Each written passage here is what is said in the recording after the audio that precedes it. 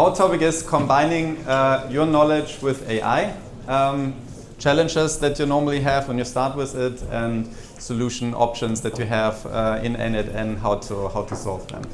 So what we are planning to talk about is, of course, introducing why do you need company knowledge to work with your AI, where you need to think about this, of course.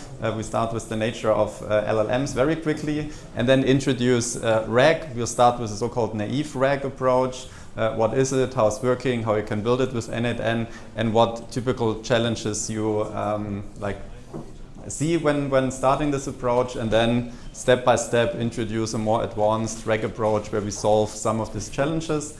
Then we come to evaluations. Nick already mentioned it. How can you do serious AI automation without evaluation? So we'll have this in the talk as well. And then some summary, key takeaways, and Q&A. So let's get started. I introduced myself in the starting, so Christian. Yeah, hi, I'm Christian, AI architect here at IUE. Very nice to meet you here.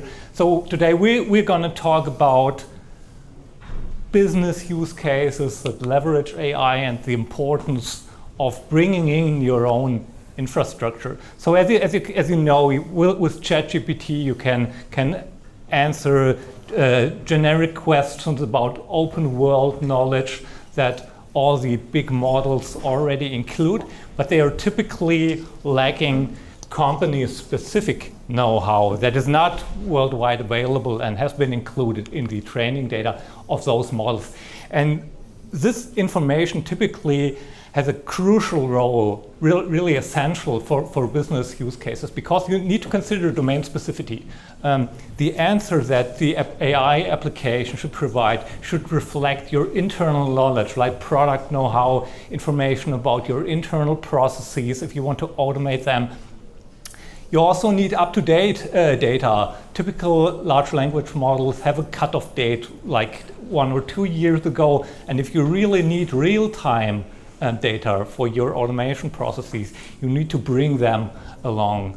And also traceability and trust. I mean, we've all seen hallucinations in models, and in order to really get grounded information into your answers, you need to put your company knowledge along with the large language models. So yeah, maybe just to summarize how LLMs typically work. You have text input, your prompt, your question that you're answering, and you get text output. That's basically it, and that's the only option that we basically have to get our question answered. And those models have been trained basically on publicly available data on the internet, but not on your internal data, because they basically had no access to it. And the problem is, the only way how we can integrate internal data into those LLMs is by adding them to the prompt. So typically nowadays, we don't train our custom models anymore. We don't do fine-tuning. But we have this option, since the large language models have this huge context window. We can put a lot of information into the prompt, and that's maybe our target gate, how we can add internal information into those LLMs. Yeah, and as I mentioned, context windows are getting bigger and bigger. We can put more and more information into our prompt, but the problem is that leveraging a large context window, having a huge prompt, is expensive, it is slow, and it may confuse the LLM. I think most of you have heard of the needle in a haystack problem, when you basically overload the model with too much information, and it's really hard for the model to identify which small piece of information is really essential to answer a specific question. So basically, we need a solution where we can include as much information as is required to answer a specific question, but not more. And this is where RAG comes into play. Yeah, so this is where RAG comes to play. Who has heard about RAG? Good. Who've not heard about it? Just a Okay, good. So we can tell something. There was a lot of no hand raises. So quickly, what is RAG? RAG is kind of a framework that gives LLM access to external data, external knowledge, in order to ground its answers. So the goal is that the LLM does not answer with the trained model knowledge, but it's answering with the knowledge that we give it, and to ground the answer actually.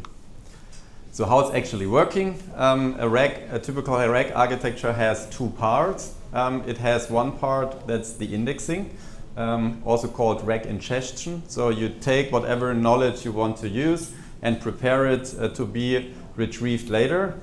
We'll come to more details later, but that is the indexing part. Normally it's a vector store. That's very typical for RAG approaches. We come to this in a minute. And the second part is retrieving this data, so using that data in the inference part, so when you actually want to work with the model. It works usually the way that your AI agent or application wants to do something, so there's a task to solve, and the first thing we do is, based on that task, retrieve the relevant knowledge, that is the retrieval part in RAG, then augment the context, so augment the prompt that is sent to the LLM, and then the LLM generates the answer based on the prompt that is augmented with the company knowledge, and then you have hopefully a response that is grounded by the knowledge that you have. That is the basic idea of RAG. And I said a typical tool used, very popular for RAG, is vector databases, and quickly introduce what vector databases are just about. to give a brief summary, what is a vector database and which role does it play in a RAG context. So a vector database basically is a special type of database that is able to store information by its meaning. So it is able to detect, okay, we have like animals on the left-hand side, and we have here in the screen a multi-dimensional vector space, and each of the dots represents a vector in the vector space. And vectors that are pretty close to each other have the same meaning, like having a chicken and a bird maybe, or a cat and a dog are closer to each other, while concepts that are not really related to each other have more distance in the vector space. Sorry, I'm just losing my headphone here. Okay, so as you can see, we have the bananas and the apples, like concepts pretty close to each other, and this is basically the idea: store information by capturing the context and the meaning. And how does it typically work? How do you get information into that vector database? You take unstructured data like images, documents, videos, and you process them using a so-called embedding model. And this embedding model is taking, for example, for text like sentences, words, or entire documents, and it's converting them into a multi-dimensional vector, like numeric representations. And in the vector database, we can then store that vector embeddings. And this is basically the foundation to be later on able to fetch specific information from the database by its meaning. So we can find possible answers to questions by identifying what is the meaning of the question and which part of the information could be a possible answer for that. And choosing the right embedding model is the first challenge. So there are a couple of available embedding models, like open source models, proprietary models, and these models have been optimized for like a specific language, a specific use case. So this is the first thing, and there are open benchmarks that compare different embedding models, and this is probably the first starting point. Pick a good, a high-ranked embedding model that fits your language as a starting point. Good. Let's dive into an example in n8n. So we've prepared a cooking recipe example. It's maybe not the perfect company example, but everyone can relate to. We have some data that we want to use as knowledge.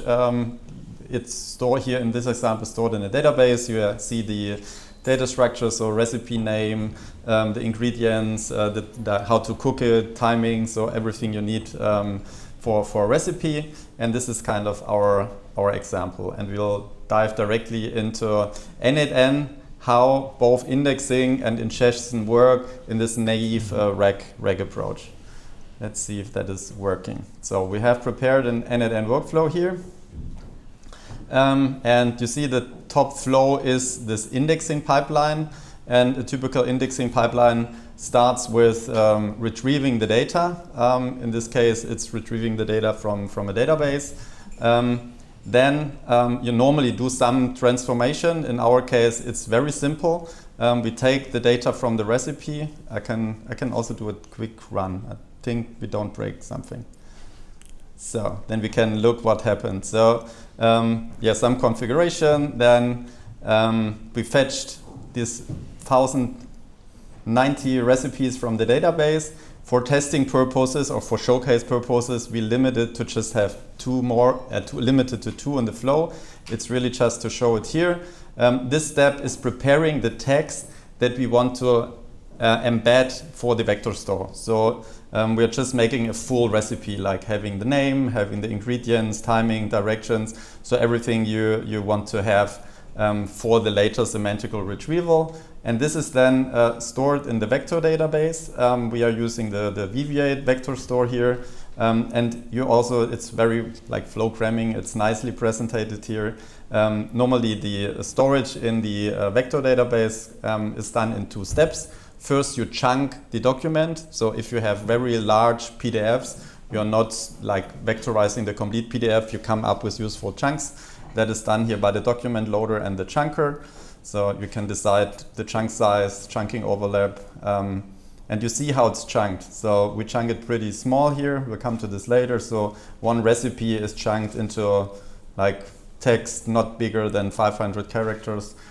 So you have these chunks here, and these chunks are then embedded. You can even look here, what is the embedded vector, and this is then stored in the VV8 vector store. So this is the first part, the indexing part. Let's see how we can use it. So we have a very simple inference pipeline here that can be triggered by a chat here. Let me clear execution. Let me clear it here. Let's try like, how can I cook a nice apple pie? So it's running here, and we first retrieve informations from our knowledge base from the vector store. So that's done here. You can also see what is received here. So how can I cook a nice apple pie? And you see what has been received. Just one fitted chunk, pretty, not much. And all the found chunks are then given into the AI node. And here you can nicely also see the prompt engineering, very simple. So as usual, you give that AI agent node a system prompt. In this case, it's a helpful cook and should answer cooking related questions. And then you give all the content that has been found in the vector store. So all the found knowledge chunks together with the user question, and he should make sense of it. And I think it makes sense. Here's a simple recipe to cook a delicious apple pie. And this is grounded by the knowledge that was received by the recipe database. Good, so very simple indexing and inference pipeline called naive RAG. That is how it started. So, how can I start the presentation again? Perfect. Good. We have seen this. We have seen this. And now to the challenges. Yeah, Daniel just nicely explained the naive RAG approach, so-called. So what you typically see is that nowadays it's pretty easy to throw in your PDFs and don't worry about indexing details, and the magic just happens. But if you dig deeper, then you will notice, okay, sometimes the results are not expected, and the answers that you get seem to be okay at a first look, but they are not really grounded. And we will now want to introduce some of our learnings that we've made in various customer projects, where we learned, okay, naive RAG falls short on some aspects, and then we will provide you some possible solutions how they can be addressed. The first thing, to stick with our recipe example, is the problem that typically poor indexing and retrieval. So it's not the LLM actually that is not behaving correctly. So if we you know the wording garbage in, garbage out. So if we're going to provide the LLM with insufficient or unrelated information, it's going to have a hard time providing us really good high quality answers. So for example, if too much context was lost in indexing, or we have conflicting information that we provide the LLM with, or we give them irrelevant documents in the context. So this will either result in incorrect responses or irrelevant answers. Mixed chunks without context, that's a common problem. So if you take a naive indexing approach where you have like your cookbook with all the recipes, each recipe is one side in the book, and you take all the pieces, all the sides out of the book, and you take scissors and you cut them into small pieces, throw them all together, and then give them the LLM to answer your question. For example, let's say we have a recipe for spaghetti carbonara with some chunk, whisk the eggs and cheese together in a bowl, and we have another recipe for Norwegian pancakes, whisk the almond milk and flour until smooth. So there is wording that is pretty close together. So both chunks contain whisking and something with a bowl. So in the vector store, these two chunks might be pretty close together, and they might be returned for a query. So the LLM might eventually come up with having both pieces, and you can see the result. We have like spaghetti with Norwegian pancakes, and that's probably not what the user wanted to cook. So how can we fix this? Okay, here we go. So the idea is, while indexing, we have to preserve the overall context of the chunks. And in the context of a recipe, we may want to attach metadata, like a recipe ID or a recipe name for each of the different chunks. So the LLM will be later on able to detect which chunks belong to which recipe, which provides valuable information for the LLM. And this metadata can be attached either at indexing time, and they will be stored along with the actual vectors in the database. And they can also be included later on if you retrieve information from the vector database and send it to the LLM. So for example, we don't have only this one sentence, but we will include the recipe name or recipe ID, like a unique identifier to the LLM. And this basically helps to solve that problem. And the other thing is, you can see here on the right-hand side, this is a typical recipe. It fits on one page. And the other approach would be to, like, we don't need to cut or chunk this single document into too many pieces. It's not that big, the information. So we could basically index the entire recipe as one chunk and provide a unique self-contained chunk with a recipe later on to the LLM. Next problem is hallucination. Yeah, you all probably have heard about the general LLM problem of hallucination. It's when an AI generates information that like seems right but actually isn't right, isn't factually right. So that is hallucination, one of the big challenges in LLM, because it's part of their feature, but it's something we still don't want. When it comes to RAG, there's some kind of RAG-specific hallucination, which this example shows, for example. Which desserts are fitting to fish is the question here. In this case, there was actually no knowledge found for this question. But the LLM came up with information that seems right, but it's not grounded. So that's also something we usually don't want to have, that it's not coming up with answers that are right, but that are not grounded. There are two possible solutions. One is easy, the other one would go more in detail. So what you normally want in RAG systems, design them in a way that they only answer with grounded information, so that they are not answering but when they have not found suitable informations in their retrieval process. So one thing that you always should do, and which works to a certain extent, is tune your system prompt so that it really does not come up with its own answers. The other one would require more logic, like having own guardrails, checking, is there actually knowledge received? Does it fit to the answer? So we have, after the AI-generated answers, a guardrail that explicitly checks if the answer was grounded or if the LLM came up with nonsense or non-grounded answers. Good. Next thing. Semantic matching fails on logic filtering. In our example here with the recipes, we have a combination of both unstructured and structured data. So you can see a screenshot from the database here. So we have the text information, the actual recipe, but we also have some structured information. How long does it take to prepare the meal?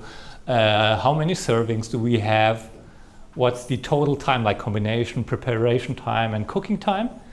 And this is typically a scenario that we also want to take into account when asking questions. Like here, for example, we need a recipe with apples that can be prepared and cooked in under 10 minutes. So the LLM answered and provided a recipe that takes longer than 10 minutes. Also, we have like an entry in here that clearly states there is a kiwi banana apple smoothie that can be done in 10 minutes. And this is basically a question, how can you filter, maybe you can jump to the next slide, thank you. How can we filter information within the vector database, that it does not only rely on semantic search, but so that it's only taking additional metadata like the cooking time or the preparation time into account at query time. So this is typically a combination how you can address these issues when having both structured and unstructured data. Yeah, and also let's show this, like how in this example you can tackle this. So I again jump into our prepared, more advanced workflow. And we start with the indexing pipeline that shows also more transformation and enriching logic, which you normally want to do if you prepare your data for retrieval. So in this case, maybe first we check here that our plan is to not only store the chunk text, but we store together with a couple of metadata because we want to use it for retrieval and for context enriching. So everything that we have as additional properties of a recipe, we add certain properties here. And we also have one property here, like the total preparation time in hours. That is a numeric field. We want to use that for filtering because that has actually the preparation time in hours. It's something we don't have in our recipe data structure yet. It's really, if you look in some recipes, it's really stored as a string, like 10 minutes cooking, 20 minutes waiting. So it's like in a text. So we need to retrieve this total preparation time. And we've done this also to demonstrate it with an AI logic in indexing. That's actually something we use more and more, to use AI logic to prepare your data for better retrieval. So you probably can come up with other ideas. We use it, for example, to summarize support tickets or make sense of a large conversation, really prepare the data for better retrieval. In this case, it gets the recipe data, and its goal is to just extract somewhere here, to extract the total preparation time, give me a good list of the ingredients. So everything that is just in the text, it should extract it, because we want to use that extracted data later in the retrieval. I'm not hitting run now because it takes a while for each of the 1,000 recipes. It also shows another thing on your indexing pipeline. If you have a large amount of data, you want to do it incrementally. But to give you the idea of what we are showing, yeah. So what we have, should we open Viviate? Oh, we can do it later. So trust me, the recipes are chunked in bigger chunks now. So we have, we have changed also the chunking, so to contain the complete recipe, and we've also have all the metadata in it. Good. So that is optimized for retrieval. So we have this part. Should I show the retrieval agent as well or later? You can do it. Okay.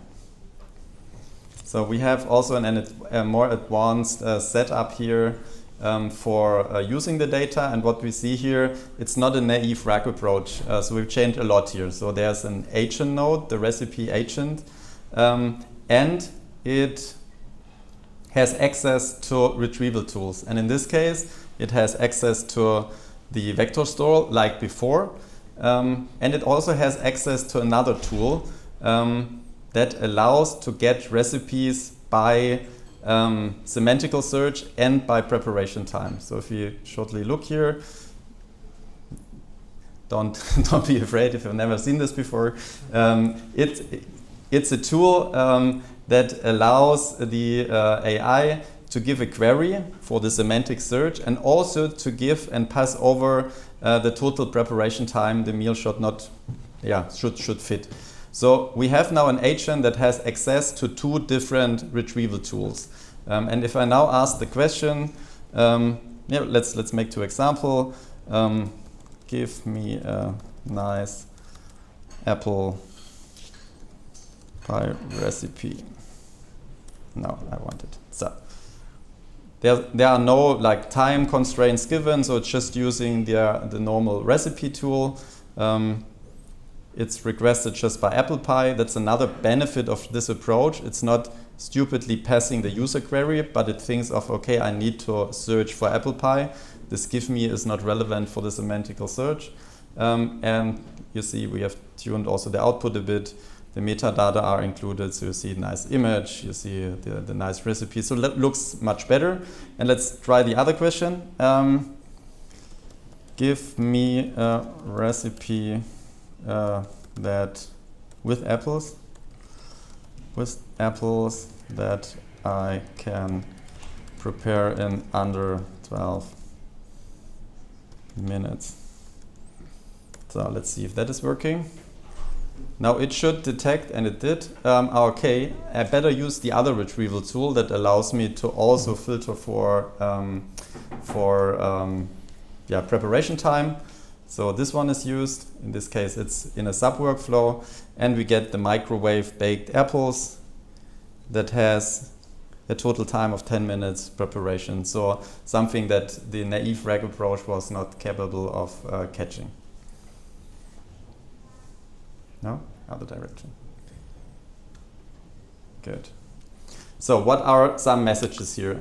One of the key messages is definitely when you're building RAG applications on your indexing pipeline, really think of how to make sense, how to prepare my data for retrieval. So it's more like classical data pipelining, ETL knowledge. So all that knowledge is required. You've probably also heard good data architecture empowers good AI. So that is a typical high-level approach of how to deal with data pipelines. You have your raw data, you have normally some loading process, then somewhere to store the prepared data. It can even be a data lake for bigger companies or level 1 store, and then you have all the application specific transformation, cleaning, filtering, enriching.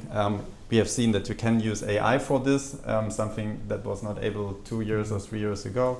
So really powerful tools, and then you store the data for better retrieval based on what you want to do. Yeah, and I mean we have seen a huge progress in RAG applications and also in RAG architectures since ChatGPT came out some years ago. And I think in 2025, Agentic RAG with way more autonomy has become the mainstream architecture. And maybe we can jump one slide further and take a closer look. Daniel just briefly highlighted the agentic approach, and what the agentic approach differs from the classical workflow style is that now the agent has way more autonomy. So it has this clear goal, assists us with answering recipe-related questions, but we don't have this strict sequential anymore. So we leave it up to the LLM to decide whether it should query the vector database or use the other tool that we have provided us with. And the LLM can also decide whether an additional retrieval round with a different query might be necessary if the first round did not provide any good answer. So there's way more flexibility and also way more autonomy. Can go, and here's an example what you can see, and maybe we can drop this slide. Yeah, we just saw it in the live demo. Saw it, yeah.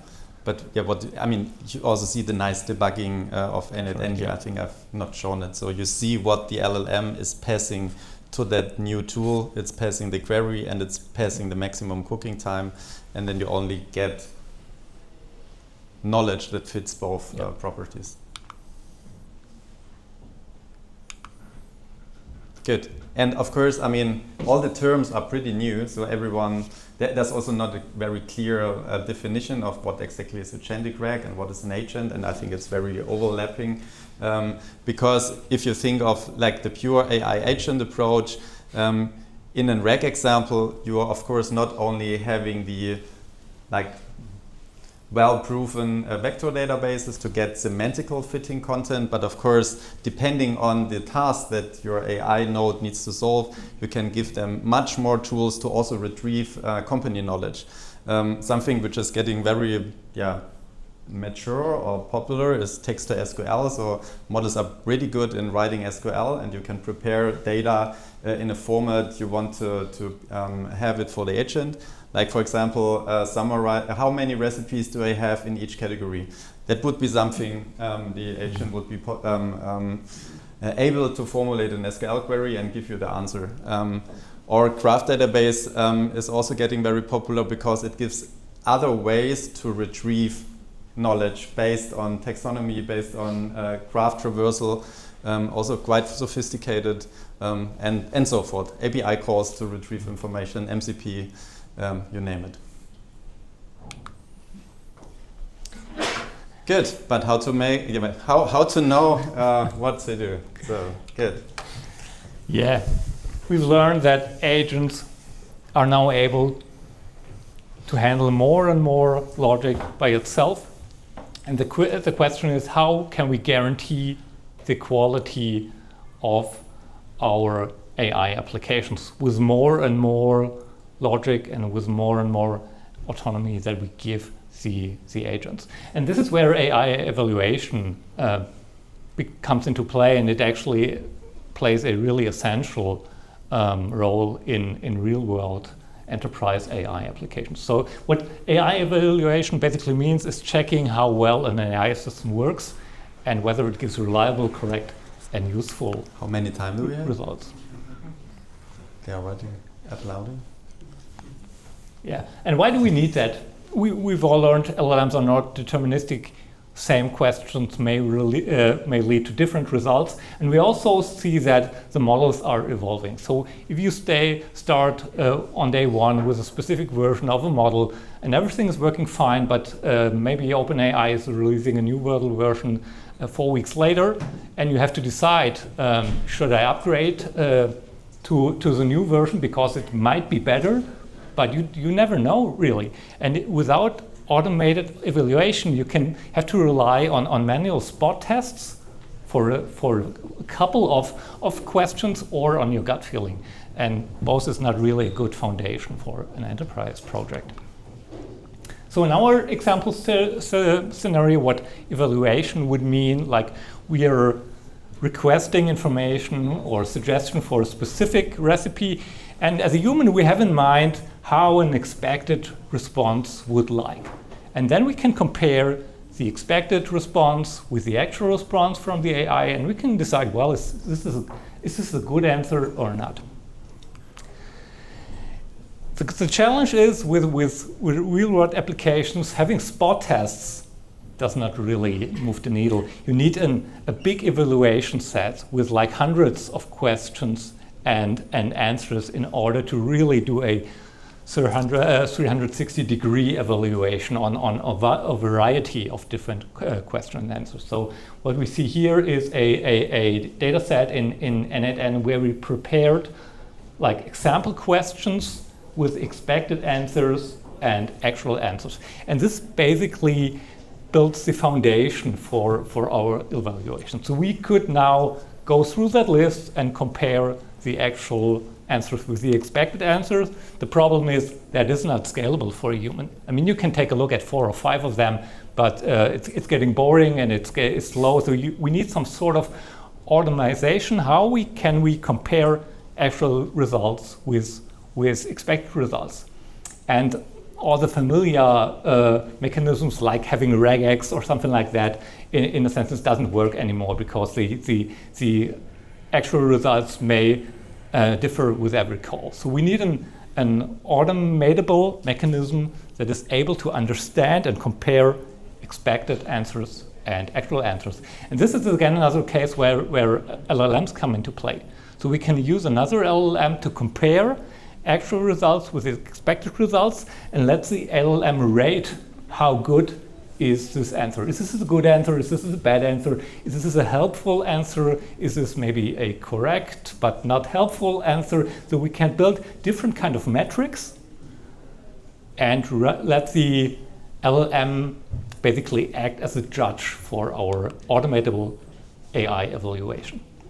And what we see here in n8n, we have the agent that we have already seen, and we have our evaluation data set, and we can add specific evaluation nodes in n8n, and they will basically take all the questions from our data set, feed them through the agent, take the actual answers, write them in the data store, and then let the LLM as a judge compare all the rows, expected answers and actual answers, and then calculate metrics on this huge or on this larger data set.